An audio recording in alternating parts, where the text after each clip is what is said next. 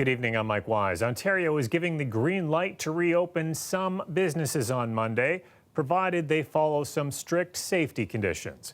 As of Monday, you'll be able to buy a car, take it to a car wash, and then head to a garden center. As Angelina King tells us, you'll also see more landscapers out taking care of people's lawns. Thank goodness. That was Craig Hutchinson's first thought when he learned he can reopen his landscaping business on Monday. Today was the first day he's been at his shop since closing it in mid-March, losing about a month of busy season business. It's going to be hard for us to get caught up, for sure. Today, the government announced landscapers can start operating on Monday, garden centers can do curbside pickup and delivery, more essential construction can go ahead, including at schools and daycares.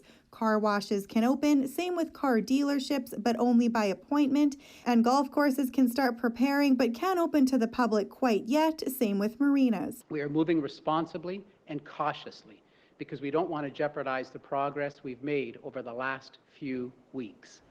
The government says businesses that open must follow strict health and safety rules. The province has introduced more than 60 guidelines to follow. We know it's an extra level of, safety. So Hutchinson and his health and safety team have been preparing to reopen for nearly a month. They've bought PPE for all staff and installed plexiglass in trucks. At first, Hutchinson is only allowing one person in a truck at a time and will be bringing staff back gradually. The Ontario Chamber of Commerce says the government and employers must ensure customers and staff are safe. Because confidence is going to be so incredibly important. We need to know that there's tracking and tracing capabilities so that if there are some spikes, we can quickly put those fires out, if you will. And then we also need a significant amount more of PPE and the training to use it. While some landscapers have been operating, Hutchinson says his choice to close led to both losing and gaining clients. I felt like it was, not just a legal duty, but a moral duty to our clients, but also to our staff. Although some businesses can start operating on Monday, the province is still reminding people to keep practicing physical distancing and stay home as much as possible. Angelina King, CBC News, Toronto. While the province talks about slowly reopening the economy, the situation in Ontario's long-term care homes is still a concern. Ontario is reporting outbreaks at 8 additional facilities today. That brings the total to 198. The province is also reporting 541 long-term care residents have now died of COVID-19, an increase of 11 since yesterday. And we are hearing from a worker who found out today she's tested positive for COVID-19. We're protecting her identity because she's calling out her employer for not keeping their staff protected. Lisa Shing has that story. Headaches and dizziness. And a little bit of fever. Just today, this personal support worker at Guildwood Long-Term Care Home in Scarborough found out she tested positive for COVID-19. Of course, we're going to get infected because these residents are coughing on you, sneezing on you. CBC News is hiding her identity because she's afraid of being fired. Over the past few weeks, she says she and her colleagues have been asking management at the home for N95 masks instead of the surgical kind without luck. It was terrifying. It was absolutely terrifying because you're going in there and you're praying that whatever is in this room is not seeping through that mask. Extendicare, the company that runs Guildwood, says it follows all public health directives, which state N95 masks are required only for certain procedures, most of which are not performed in long-term care homes. It has a universal masking policies in place in all homes, with all staff equipped with surgical masks. Other PSWs in the GTA are reporting they're being told to use their surgical masks between homes. I'm asking the managers of these long-term care homes, 80% of them are privately run, if the caregivers need masks, give them the masks. So far, the province says N95s are generally only used in procedures that create a lot of airborne droplets, like inserting a breathing tube. Some unions are pushing the province to allow all healthcare workers to have the choice between a surgical and N95 mask. Lisa Shing, CBC News, Toronto. We have an update tonight on the situation at Participation House in Markham. You'll recall COVID-19 swept through that home for adults with physical and developmental disabilities last month. 6 patients died. Former Health Minister Jane Philpott has been assisting at that home.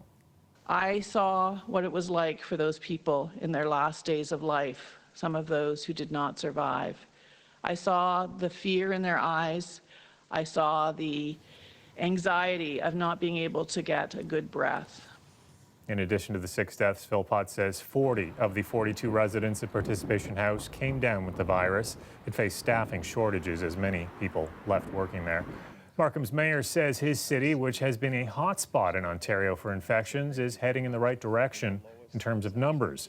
But Frank Scarpetti says he's concerned about another surge in cases. Scarpetti says loosening restrictions too quickly will risk inundating hospitals. The city of Burlington is trying to put an end to thank you parades. Now, we've seen plenty of examples of those around the GTA, a procession of vehicles driving down a street to celebrate and honor others. But Burlington's mayor says they're getting out of hand. It was in response to a request from residents who I think realized it had gotten to a scale that was really unmanageable and had the potential for a number of concerns, 150 vehicles going down narrow residential streets with kids playing on the streets, tying up traffic. There was no police escort. There was no advance notice. It was really a parade. The city is reminding people that they can't gather in groups of more than 5 and is recommending that drive-bys are limited to just a single household or immediate family. But there won't be any new bylaws drawn up or fines handed out. And for its part, Halton police say it will continue to support vehicle parades in limited numbers as long as road safety is maintained. Burlington says it will still hold monthly emergency vehicle parades for first responders. There was one tonight, in fact, outside Joseph Brant Hospital. And more cancellations to tell you about. The CBC Music Festival is being canceled. It was to take place May 30th at Echo Beach. And looking ahead to July 1st, the City of Toronto is canceling all its Canada Day events. I would like nothing more than to tell you that we can celebrate the birthday of our great country as we usually do with friends and family in many of the usual places, but we just can't this year out of caution and out of an overriding concern for public health. Celebrations at Ashbridges Bay, Mel Lastman Square, Scarborough's annual Canada Day event, and a number of other events have been canceled. Instead, the city will ask residents to take part in national online Canada Day celebrations. The mayor says the city is going to take advantage of the lack of traffic right now to speed up some construction projects. That'll include road work and the replacement of old water mains. Crews will also begin pothole blitzes starting this weekend. Well, May usually marks the beginning of wedding season, but people in the multi-billion-dollar bridal industry say 2020 is already a write-off. Ali Chasson spoke to a dress designer who is worried now after being in the business for almost 40 years. Kim Ironmonger, the owner of Valencian Bridal Shop, remembers the day in March when the wedding bells stopped ringing. So I had 60 brides coming here to view a fashion show. And I was forced to cancel that event. It was the weekend before the province declared a state of emergency.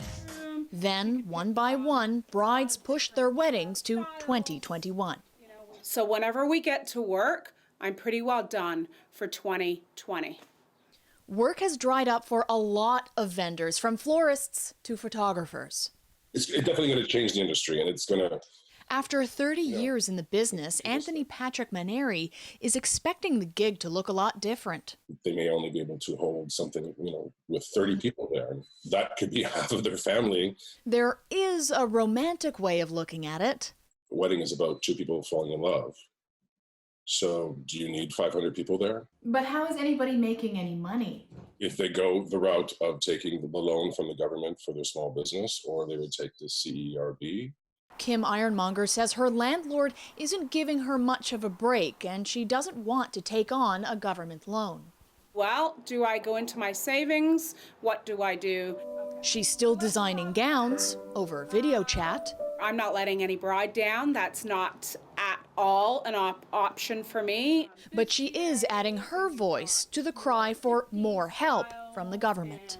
it's in our event industry. We are responsible for an incredible amount of money coming into business, into Toronto, and it seems to be the entire industry seems to be overlooked.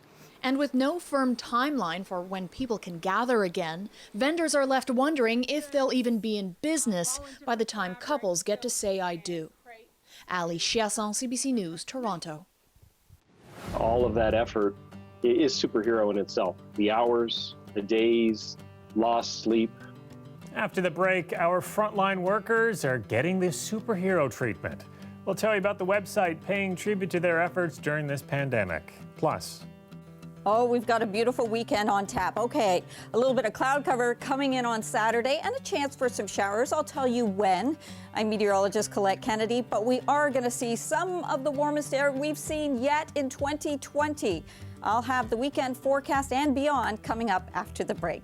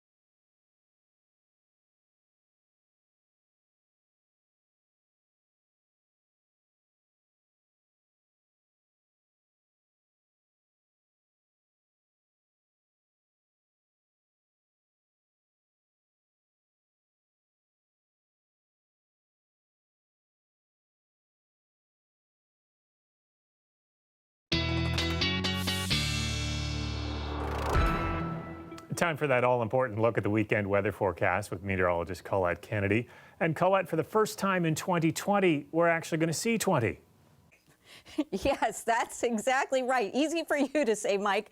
That is where we are headed. So let's just look back at when was the last time then. We'll look back and then we'll look forward. So it was back in 2019. That's actually the last time we also hit 30, but let's not get greedy. It's the last time we were at 20 degrees or above. It was on the 6th of October. And, you know, the month of April, glad we're into May because it wasn't that great. The warmest we saw was 14.8 after we'd had a March with a couple of days at least 18. So it kind of made it hard to digest April being so cool. Well, let's now talk about the month of May and what normally it would be like. So if we just take a look at stats over a 30-year period, the daily high 18.8. So at the beginning of the month, it's going to be lower. It's 15.5 for today, for example, and then it's higher towards the end of the month. But we get that for our normal. Our low 7.4, and as for rainfall, it's just under 75 millimeters. Not the rainiest month. That's actually August. And if you're asking yourself, maybe you're not, but if you are, whether we ever get snow, it is possible, but it's not normal. We've had over 2 centimeters of snow in the month of May, though. That was back in 1976. And it can stay there. All right, our daytime temperatures, interesting with some of the cloud cover right this morning. So the temperatures from there as we went from 6 to 8, even towards the noon hour, there wasn't much change. And then boom, into the afternoon, our temperatures really soared there once we got that clearing and got the sunshine coming through. We have the clearer skies, no active weather tonight, but the cloud cover into southwestern Ontario, a chance for some isolated showers. And then we're going to see those clouds rolling into the GTA tomorrow pretty early on, so you may want to be out there early to get some of that sunshine. Isolated showers to the north possible in the afternoon, but watch the timeline as we go into the evening. We will see a few scattered showers pushing through the GTA, but you'll be clearing back in southwestern Ontario. We're all going to be clearing out as we go into Sunday, and that's when the real warmth is going to get here. And we're going to get that 20 degrees with sunshine. So increasing clouds tonight, 6 degrees for Windsor, 20 tomorrow. Yes, could have the odd wet weather in there. Just have the umbrella around if you're going to be going out, of course, doing that in a safe manner. Tonight, our lows around the GTA, a few spots getting some sprinkles tomorrow. Those highs look pretty good, 18, 19, but what looks even better is Sunday when we get that sunshine and we go towards that 20 degrees. Now, the winds are going to turn behind a front into Monday, and so they turn to the northwest, so it's a little bit cooler day, but still sunny, mixed with some clouds, 13. You'll see Tuesday a chance for some showers, 12, and Wednesday 13. So this weekend, we need to enjoy it while we have it, Mike. Now go out and enjoy it responsibly. Thanks, Colette. You're welcome. The weather update is brought to you by Trane, the most reliable heating and cooling brand. We test, so it runs. Take advantage of special offers now. It's hard to stop a Trane.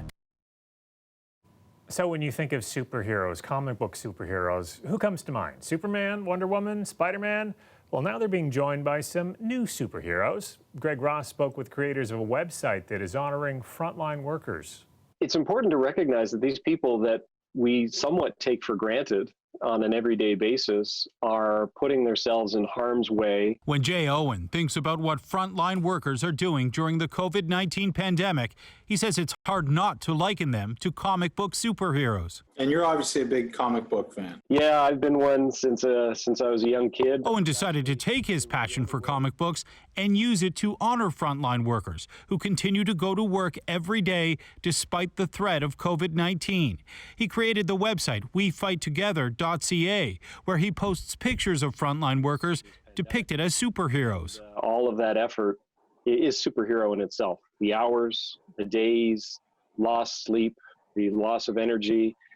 We need to inspire them. We need to bring that morale, and that was why this whole thing was built. The man who creates those images is David Watkins. Did you have to create superpowers, or do these frontline workers already have their own superpowers?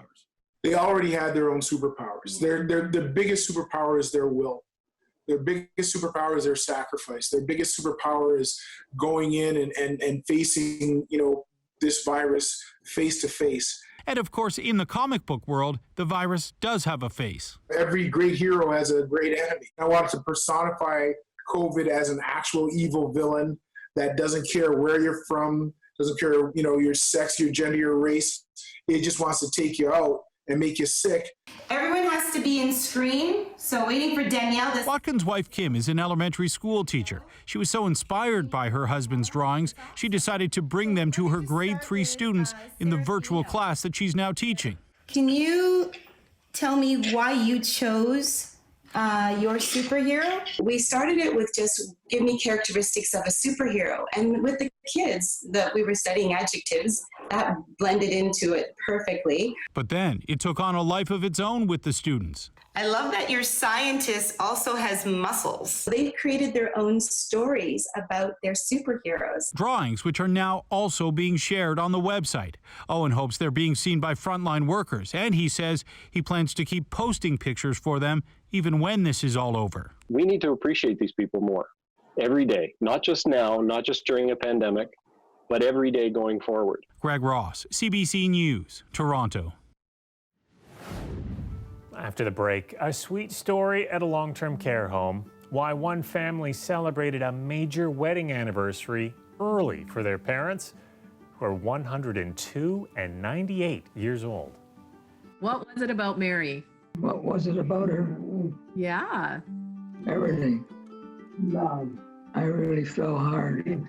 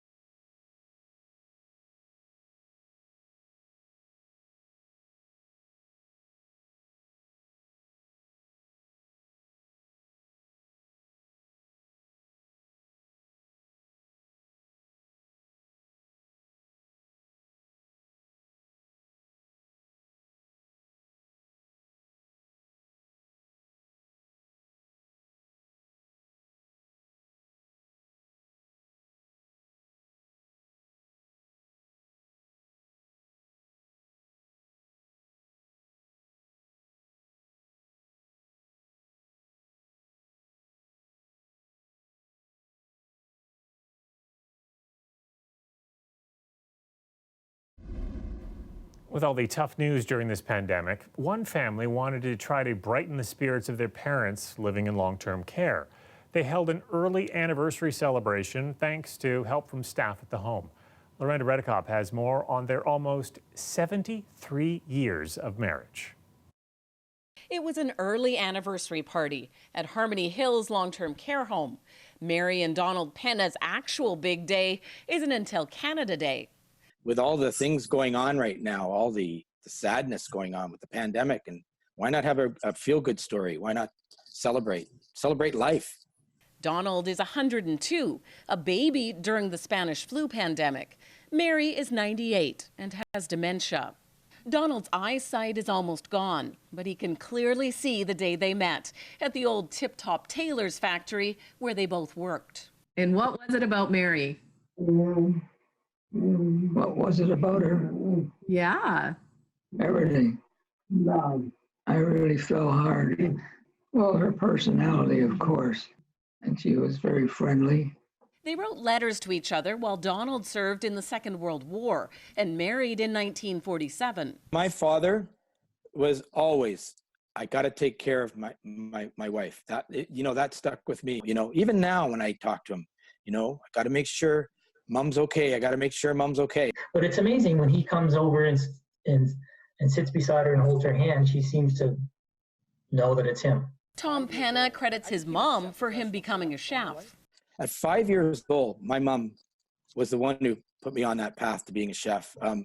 What a cook. I mean, from veal parmigiana to the fluffiest meatballs to, pastas. I mean, she taught me how to cook at 5. I remember the little stool I stood on, a little green stool so I could use the stove. With their dad, it's his sense of humor. You know how I know my dad's doing well? How's that? He says the same joke every time. I ask him, how old are you? He goes, I'm so old, they don't have my blood type anymore. And at 102, he must be doing okay, because he'd already told the same joke to me. He said, I'm so damn old that they don't make my blood type anymore. And I thought that was pretty terrific. As a one-line joke. The Penna brothers say if the home is still closed on July 1st for their parents' actual anniversary, they'll come stand out on the lawn with banners just outside the window. Lorenda Redicomp, CBC News, Toronto.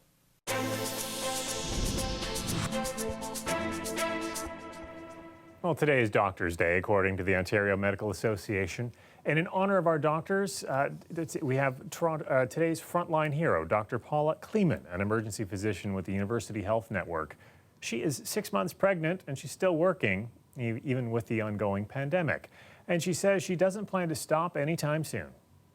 This is my third pregnancy, so for my 2 previous pregnancies, I was able to have snacks in my pockets, and I was able to drink water whenever I wanted to. And now with the compulsory wear of the mask all the time, it makes it very difficult to have to remove the mask. That's when we are at higher risk of self-contaminating. And so we try not to drink, we try not to eat. So by the end of the shift, we are hungry, we're tired, we're thirsty, and it makes much harder to work. I always have a whole wardrobe at home and another one at work, so I leave everything at work. I don't mix anything that's from home and from work. And once I get home, I clean my car, I disinfect everything. I get home, I jump straight to the shower, wash my hair before I even say hi to my family, my kids, and my husband. I don't want to stop. I feel that I have an obligation towards my colleagues. I have some colleagues who are elderly as well. I have some colleagues who have other comorbidities who are also sick. So I think that it's my obligation to continue. I also love what I do. This is what I went into medicine for, to help people, especially during difficult times. So I do want to continue. Thank you for doing everything you do, Dr. Paula Kleeman. The OMA was asking Ontarians to come together from a distance to honor our doctors tonight. They wanted anyone who's able to shine a light for physicians. This is OMA CEO Alan Odette and his family showing their appreciation. You can head to the OMA's Twitter page to see many more photos and videos. And if you'd like to share a story about your frontline heroes, send us a selfie-style video explaining why they are a hero to you. You can tag us on Twitter or Instagram at CBC Toronto. Send us a message on Facebook or email us at torontotips@cbc.ca. And that is our newscast for tonight and for the week. Chris Glover will be here next Monday and Tuesday night for me. Hope you have a great weekend, and I hope you find a way to enjoy the warm weather while respecting social distancing, of course. We'll leave you with a shot of CN Tower blue tonight for Doctors' Day. Good night.